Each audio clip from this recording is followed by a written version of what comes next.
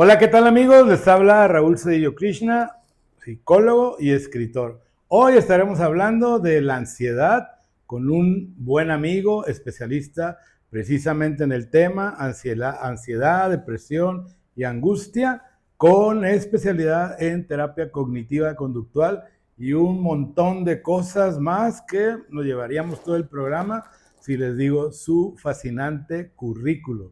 Él es mi amigo Eduardo Cruz, Eduardo, Muchas y gracias. colega. Gracias, Raúl. Un Un placer que placer. estés aquí, Un la placer verdad. estar aquí Nos contigo en tu encontramos hace espacio. poco nuevamente Sí. y empezamos a reír, empezamos A a recordar recordar viejos cosas, tiempos. Sí. miedos, Sí, sí, sí. tristezas y Enseñanzas, enseñanzas. aprendizaje también. Así es. Eduardo, gracias por estar acá. Un placer, un placer. Cuéntanos, desde tu perspectiva, obviamente en consulta particular, trabajas con grupos, Sí, etcétera, etcétera. ¿Qué onda con la ansiedad? Porque de pronto hay tantos diagnósticos sí, que la gente se confunde, sí, pero entiendo que en los últimos años has estado trabajando específicamente con estos casos, ansiedad, sí. depresión, angustia, Estrés, estrés y ataques todos de pánico, ataques que de es algo muy pánico. importante que Claro. me gustaría Cuéntanos comentar. un poco. Pues mira, yo me enfoqué y hice énfasis en la ansiedad, y en la depresión y el estrés, precisamente por mi propia experiencia. Claro. Yo cuando estuve más joven, en la edad como de 18, 20 años, eh, empecé a sentirme ansioso, empecé a, a no sentirme seguro, tenía síntomas físicos que yo interpretaba de manera errónea, eh, tenía taquicardia, me preocupaba de más por cualquier pequeña cosa que había. Claro. Cabe mencionar, y ya después me di cuenta, vivía en un ambiente que a veces era un poco tenso. Mi mamá, que amo profundamente, eh, no es que sea queja, pero Sí, todo claro. era muy en la parte muy neurótica, me gritaba y cualquier cosa que nos hablaba era gritos, gritos, gritos. Y yo tampoco era la persona que hacía más caso, ¿no? Cuando era Claro. joven. Entonces empecé a meterme en situaciones que me fueron sobrepasando y la sintomatología que yo tenía, pues no la relacionaba con esas situaciones. O sea, simplemente pensaba que tenía problemas muy fuertes que me superaban, pero yo no hablaba de ansiedad, nadie hablaba de depresión en ese tiempo, nadie hablaba de ataques de pánico. Y entonces Claro. yo empiezo, o mi historia empieza, cuando tenía aproximadamente 19 años, 20 años, con un primo, fuimos a agarrar A una chupar, a chupar. fiesta, nos alcoholizamos, Sí, acabamos feísimos. sí, sí. Eh, Hubo también, utilicé drogas en ese tiempo cuando era más joven. Y yo estaba, me acuerdo, imagínate nada más el escenario, era en la noche en la casa de mi abuela, yo estaba muy, muy crudo, ¿sí? O sea, deshidratado y todos los efectos del alcohol al día siguiente. Sí. Y en la noche me sentía muy cansado. Estábamos viendo El Exorcista, la A la uno. madre. Entonces, cuando empieza a ponerse más tensa la película, de alguna manera, no recuerdo muy bien, siento un piquete en el pecho. Y enseguida asocio ese piquete a que me va a dar un infarto. Ya. Y entonces yo me levanto y le digo a mi primo, ¿sabes qué, güey? Me va a dar un infarto. Porque relaciono que al día siguiente, aunque no eran grandes cantidades de droga, la verdad, de lo que consumíamos cuando estábamos en fiestas así con los primos, los amigos, fue la asociación que hice. Entonces experimenté lo que ahora sé que es un ataque de pánico. Ya. Ahí empieza toda la historia. En la parte más disfuncional de mi vida. Porque se vuelve un círculo vicioso. Yo empiezo a ir con especialistas que en ese tiempo no había, o sea, con psicólogos, con médicos, y me dicen, lo tuyo es estrés elevado, lo tuyo es tu agitación, piensas mucho, no tienes nada, la presión arterial la tienes bien. Y yo empecé a buscar, o sea, a descalificar eso, decir, el doctor está equivocado, algo debo de tener. Claro. Y después empecé a tener miedo a que me diera el ataque de pánico, de tal forma que yo vivía hipervigilante, o sea, en alerta, en estado de alerta, para que no me volviera a dar ese ataque. O sea, es como Ya. si yo estar preparado o prepararme para que no me vuelva a dar ese ataque. Claro. Llegaba, me tocaba el pulso, se me aceleraba un poquito y pensaba que me iba a dar otra vez un ataque y me daba el ataque de pánico. Oye, Eduardo. Yo no comprendía lo que era. Claro, la gente a veces cree que un ataque de pánico es wow y salir corriendo y gritar. Sin embargo, creo que pues desde tu propia experiencia podríamos ver que no es tanto así, que tiene que ver con un montón de sensaciones en el cuerpo Sí. y como bien dices, sintomatizar, o sea, estoy sintiendo algo que me va a llevar a que me voy a morir. El ataque de pánico, una de las características es que las sensaciones físicas, la mala interpretación de las sensaciones físicas, al pensar nuclearmente, de manera general, que te vas a morir. O sea, claro. Tú tienes una sensación, a cualquiera nos pica un músculo por el pecho, no piensas que te va a dar un infarto. De hecho, la gente que le da un infarto ni siquiera tiene esos síntomas, ni siquiera va tanto al doctor. Claro. Y eso es una de las características del ansioso, que tiene ataques de pánico. Y se me hace bien importante hablar de esto, Raúl, como te había comentado antes de empezar a grabar, que la gente lo vive, lo calla, no se habla tanto del ataque de pánico porque se desconoce, porque los familiares no saben cómo tratarlo, Claro. porque la misma persona se siente como solo en esto y es más común de lo que uno se imagina. Entonces un ataque de pánico puede llegar de varias formas, pero la clave es la mala interpretación de las sensaciones físicas a que te va a pasar algo o que algo inminentemente malo te va a suceder. Claro. Porque puede ser desde que te va a dar un infarto, desde que te va a dar un derrame cerebral, de que piensas que te vas a volver loco. Un caos catastrófico. Sí, algo que tú dices, ay, güey, ¿qué es esto? No entiendo qué es, pero algo malo va a pasar.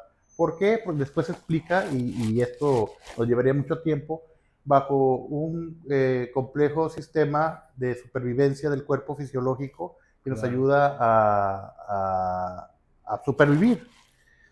Pero eso no lo entendemos nosotros. O sea, por eso también es importante para mí la psicoeducación. O sea, yo a mis pacientes, en terapia de grupos y en terapia individual, yo les hablo de esta cuestión fisiológica, cómo funciona y cómo el cuerpo, al sentir una amenaza, la ansiedad, la respuesta de la ansiedad es adaptativa para defenderte de la amenaza. Claro. Y hay otra ansiedad que es maladaptativa, que es disfuncional y es la que crea la ansiedad como patología, o sea, que ya no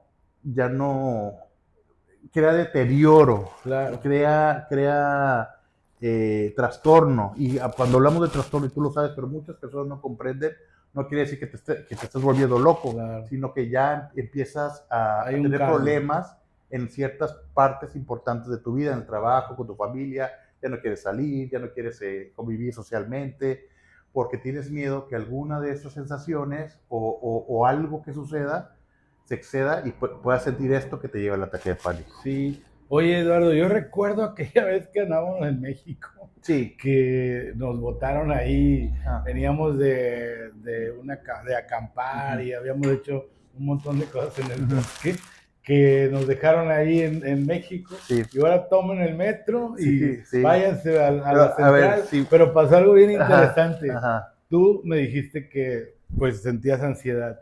Yo estaba más ansioso porque no te dije nada, pero cuando le hablé a la esposa de mi cuñado, que se llama Betty, que saludos Betty, me dijo, oye Raúl, vas en dirección contraria. Y tú dices, güey, ya estábamos bien, ¿no? Sí, yo entré en angustia yo confiando en ti, porque tú confiabas en mí y decías que tenías un montón de ansiedad, Y entonces dije, mira, vamos a bajarnos aquí, nos cruzamos y nos regresamos. Ujú. Pero fue muy interesante porque más allá, no sé, ya en este tiempo, si tú ya habías visitado a algún especialista, porque pareciera como que tú de alguna manera te tranquilizaste. Yo dije, pues, ¿será fobia o qué Ujú. será? No, no alcanzaba a entender. Sí, Entonces, ¿en ese tiempo es al que te refieres? sí, sí, de hecho, bueno, fueron varios escenarios. El principal fue este antecedente que yo tenía con mi primo y esta sensación de que me iba a dar un infarto. Y después empecé a tenerle miedo a muchas cosas que antes no le tenía miedo. Entonces, un encierro ahí en el metro, si íbamos Sí, en el metro, que era la primera vez que yo experimentaba estas sensaciones de encierro, y luego más encierro en el metro. Eh, Mi mismo cuerpo me lanza una falsa alarma de amenaza que no existía, claro. pero la interpretaba yo así y empecé a sentirme claustrofóbico y dije, no, ahora sí, aquí me va a dar algo, aquí me va a dar un infarto y muy, muy real. Recuerdo que ese día utilicé un ejercicio de respiración, traté de evadir un poco mis pensamientos catastróficos y me senté, como que estaba agarrando Sí, sí, sí, sí. la maleta, arreglando unas cosas, pero en verdad no, fue un momento tan difícil y también es importante que sepa la gente que tiene amigos, familiares, seres queridos que tienen ataques de pánico, que es algo muy real que se siente, muy fuerte que se siente y muy desgastante de energía a nivel mental, Claro. que te deja devastado y puede llevarte a un trastorno de ansiedad y también a una depresión. Sí, ¿Sí? Y por pues eso es supuesto. importante saber sobre los ataques de pánico. Mira, Raúl, de verdad te digo que he tenido pacientes con ataques de pánico y en 2, 3 sesiones, al entender lo que es la fisiología Claro, del ataque de claro. pánico, dejan Sí. entran en remisión y superan su problema. Sí, creo que a lo que te refieres es interesante porque como, bueno, desde la neurobiología, como cuando estoy en el círculo Ujú, del sistema límbico emocional, estoy en la emoción y logro salirme de ahí para encontrar la estructura racional ujú, que es la que me ayuda a entender, a comprender, a racionalizar, por así ujú. decirlo, es como quizá pueda la Ayuda, gente ajá, salir ayudar. de ahí Ujú. y tiene que ver obviamente con lo que tú decías. Para mí la psicoterapia es educación también, psicoeducación como Sí, decías. El entendimiento de mí mismo, o sea, la verdad hay mucha basura en el mercado, o sí. sea, encuentro el ser y todas esas Ujú. cosas, pero más allá de eso necesito entender mi biología. Así Cuando es, entiendo mi biología, así es. empiezo a disminuir toda esa carga del sistema emocional que me hace pensar catastróficamente. Así es. Entonces, eso, amigos, creo que es muy interesante que no rehuyan a la terapia, busquen un Así es. especialista, porque el autoconocimiento inicia con entender mi biología. Si entiendo mi biología, voy a tener una educación diferente.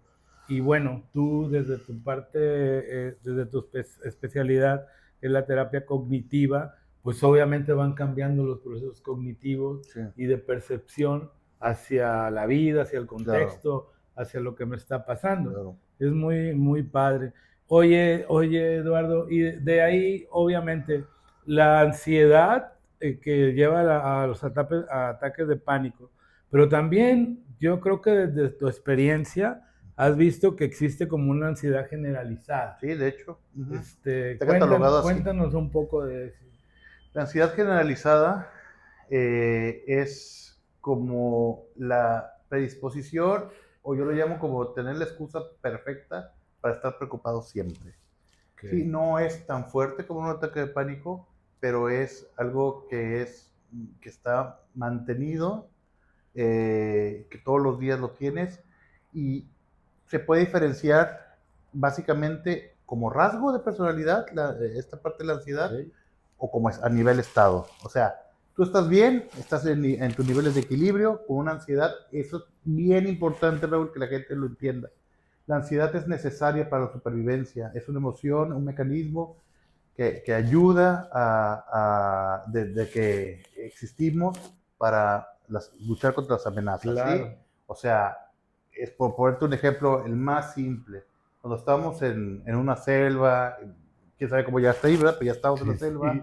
ves a un animal como un león que es peligroso para ti. Obviamente la ansiedad, el sistema de alerta que se enciende a través de la ansiedad es necesario para la supervivencia. Se tensa tu cuerpo, tu corazón empieza a bombear más sangre para prepararse para la lucha o la huida Claro. o el congelamiento, o sea, el quedarte parado para que no te vea el león y que pase ahí, Sí, sí, es, sí. es una respuesta de supervivencia. Pero ahora, con las nuevas formas de vida, con los nuevos formas en que llegamos tenemos como un nivel, un umbral del estrés, cuando lo superamos por estas cuestiones del trabajo, porque ya no, ya somos más, en esta era somos más como sedentarios, en nuestros trabajos ya ves, ya no es tan de fuerza, tan de, de estar, sí, o sea, práctico, sino es más esta cuestión de Sentaditos, no, ajá, en el home escribiendo. office y todas esas cuestiones es más mental. Claro. Entonces el cerebro entiende y empiezan a caer las falsas alarmas, como se les llama. Las Sí, falsas alarmas es que tu sistema de alerta inicia este proceso de ansiedad mandándote una señal equivocada de que hay una amenaza real, claro. ¿sí? Porque ya lo tenemos en nuestra fisiología, pero esta no existe, no es como el león, que en ese momento es funcional. Y nosotros sentimos, o sea, en un poco de psicoeducación, la ansiedad, eh, la clave es la vulnerabilidad que tú sientes ante la amenaza Claro. y la probabilidad de que suceda eso que temes. Sí, o sea, fíjate cómo funciona también. Entiendo lo que dices, pero no sé si estés de acuerdo. Que no tenga para pagar la luz no me va a matar, Exacto.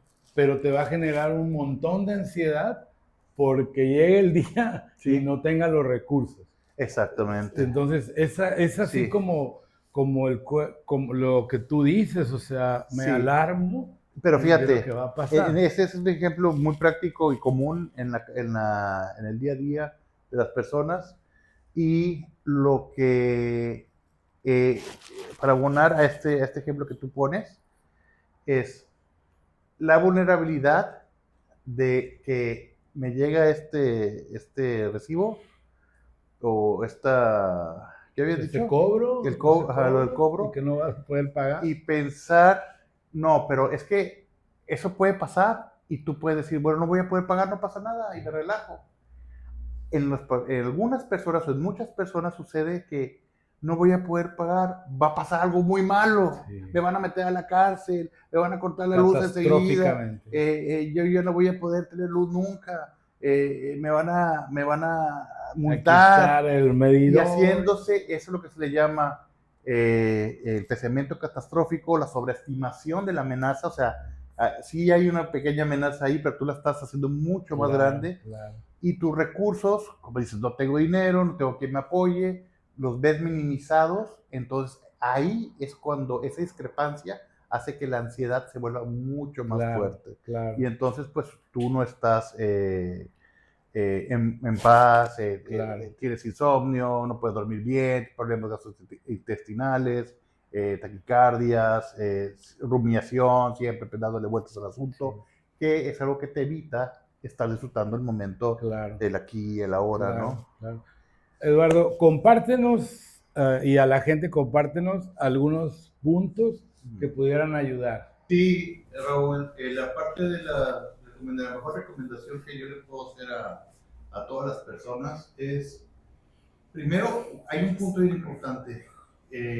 Los tips que se buscan y la gente que busca curarse a través de las redes sociales.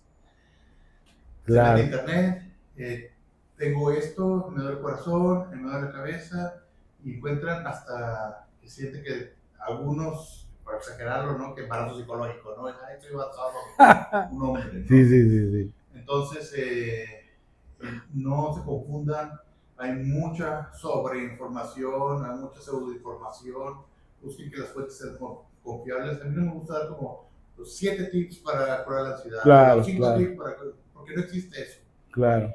Tú ¿Estarás de puedes, acuerdo que es mercadotecnia? es mercadotecnia, está bien, o sea, bueno, para mí no está bien, Claro, pero sucede, pero yo hago énfasis a toda la gente que vaya con una persona que esté especializada en el tema para poderlos ayudar a entrar a ellos mismos, a conocerse, como habías dicho, de manera más profunda y trabajar sobre sus creencias, cómo funciona su fisiología, cómo responde su cuerpo, desde cuándo empezó esta situación, claro. la predisposición genética, el aprendizaje o la historia de aprendizaje de su vida.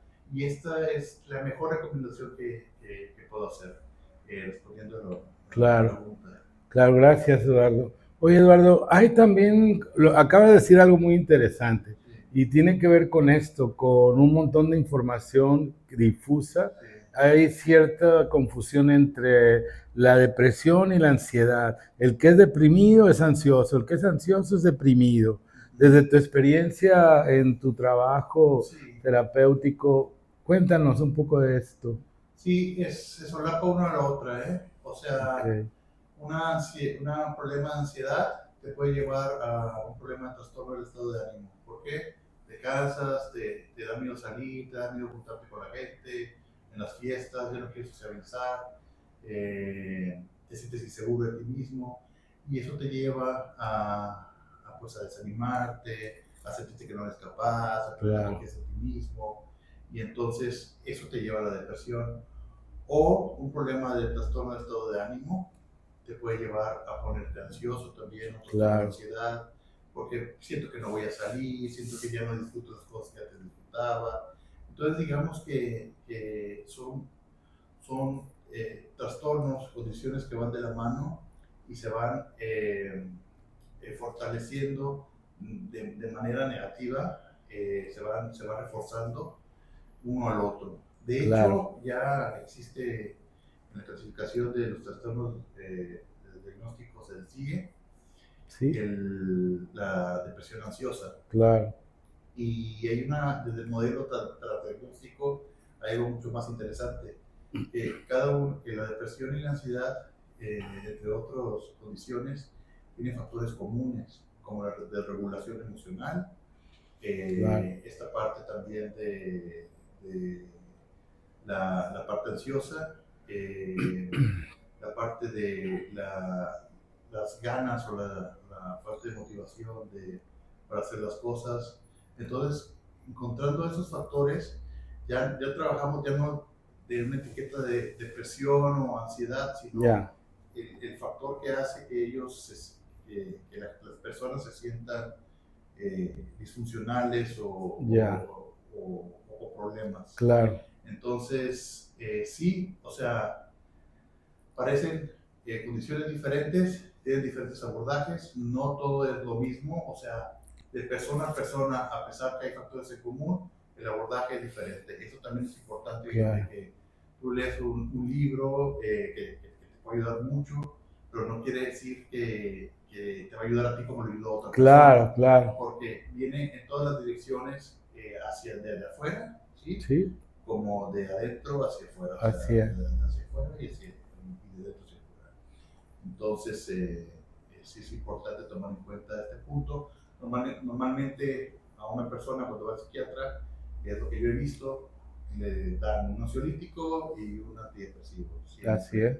es una de las cosas más Sí, comunes. claro, obviamente que ya cuando hay una disfunción bioquímica, por más que quiera la persona, entonces obviamente el trabajo integrativo es muy importante. Fíjate, ahorita que dices eso que de bioquímico, quiero hacer énfasis también a que aunque tengas un tratamiento químico, ¿sí? O sea, de un antidepresivo, un ansiolítico, sepas que eso no basta Por para tener supuesto, toda la funcionalidad. Por eso claro, es importante la psicoterapia, porque a través de la psicoterapia puedes llegar, de acuerdo a las debidas intervenciones, a tener una vida más funcional. Por Sí, ejemplo, un claro, antidepresivo, si tú tienes pensamientos en donde dices, yo no sirvo para nada, soy un fracasado, explícame cómo un antidepresivo va a hacer que cambies esa claro. forma. Sí, estoy de acuerdo contigo.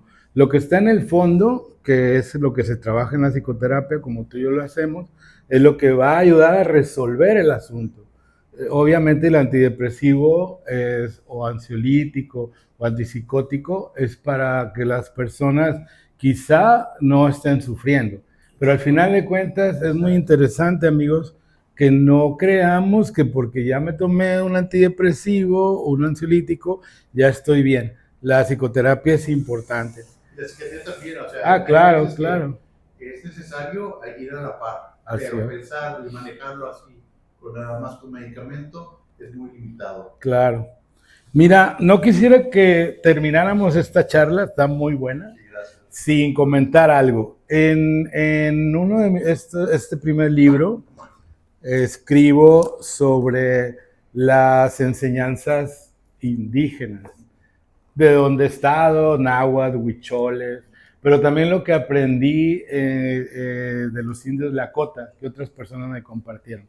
Y bueno, hablando lo que dijo mi querido amigo Carlos Domínguez, te mando un saludo, quien es el que hizo el prólogo del libro. Hay algo que a mí me encantó que escribió y que quiero aprovechar que estés aquí. Él escribió, después de todas mis investigaciones, dice, ¿cómo ir de la ciencia, de la esencia a la neurociencia?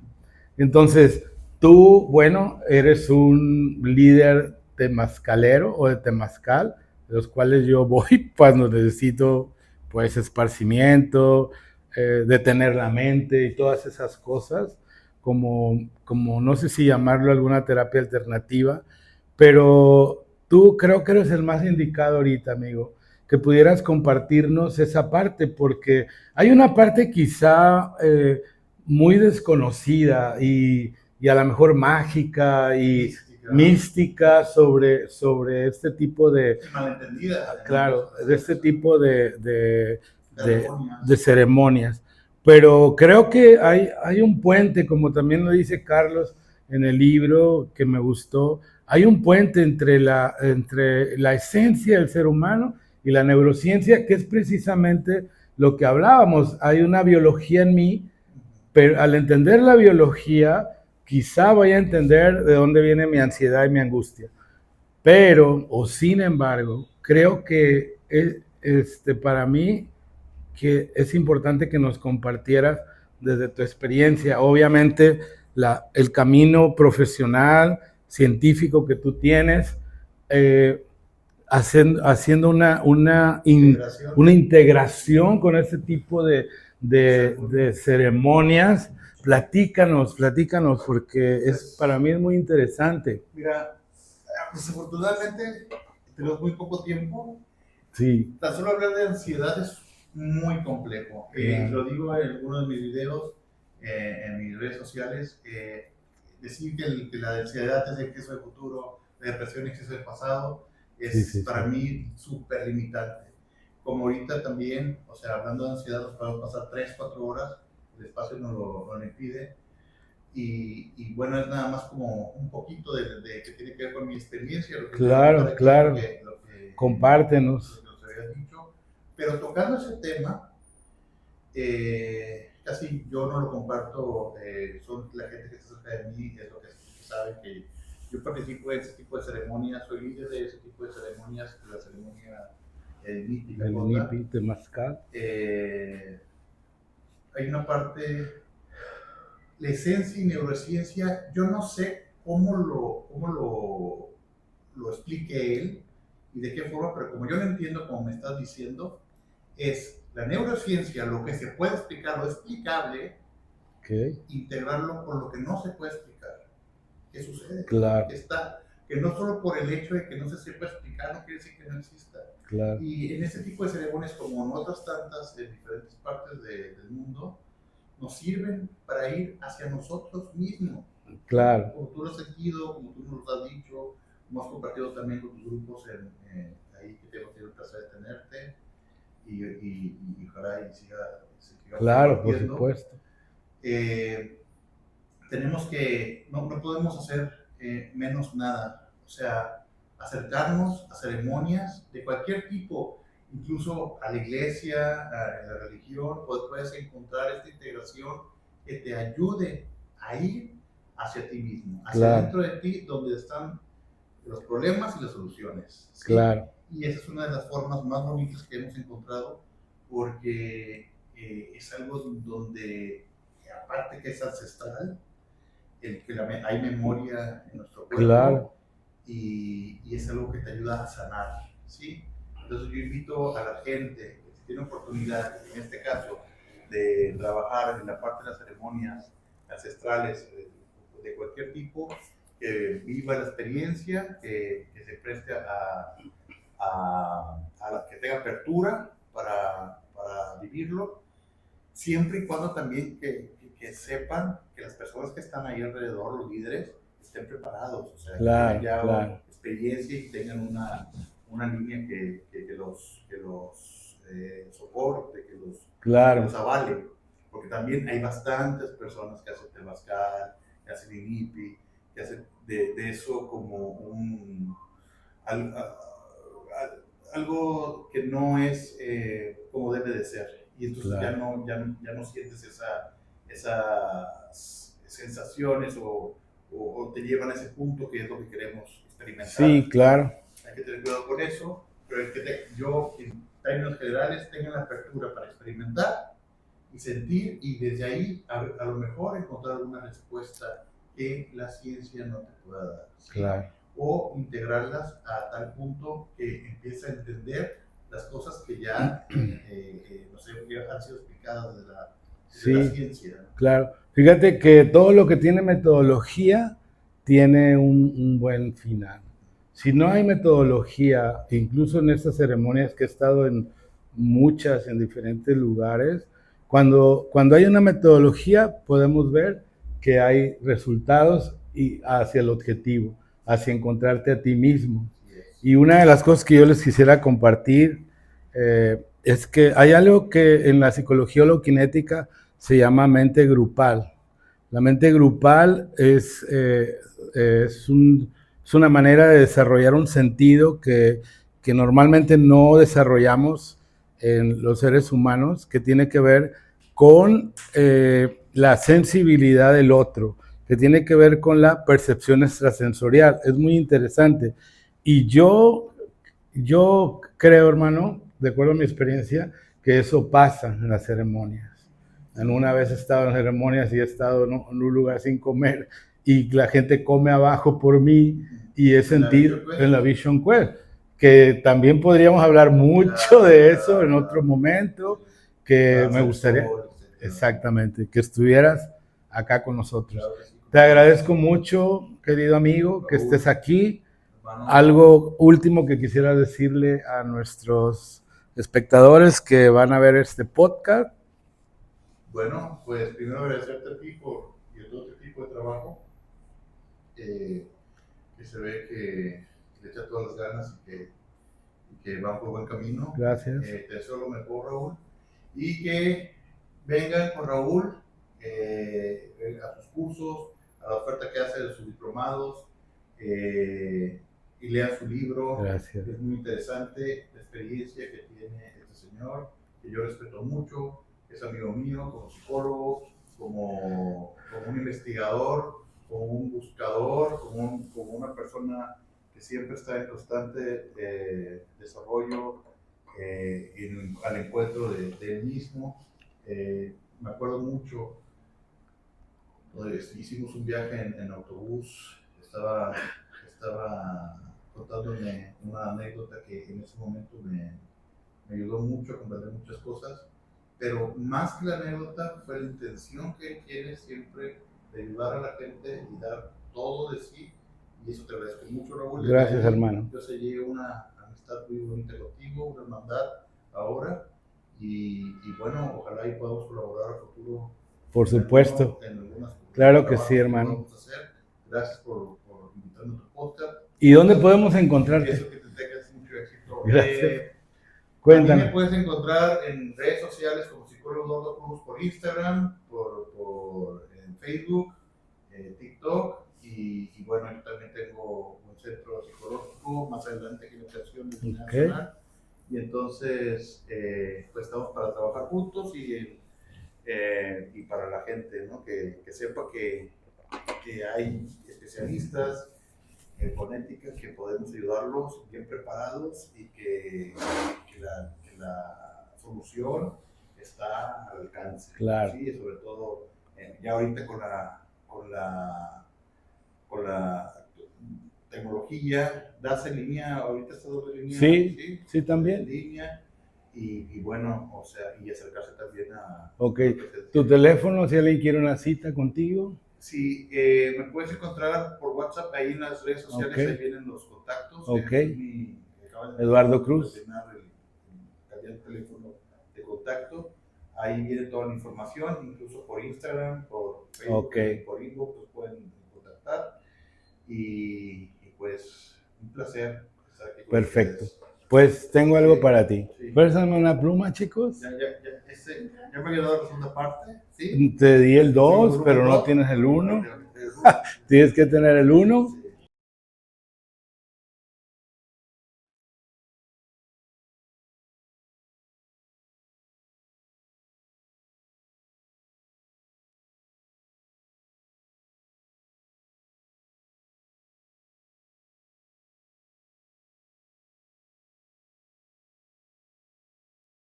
Pues espero que lo disfrutes. Muchas gracias. Creo que sí. Gracias a ti, hermano. Y bueno, déjame Nos pones ahí la foto. Sí,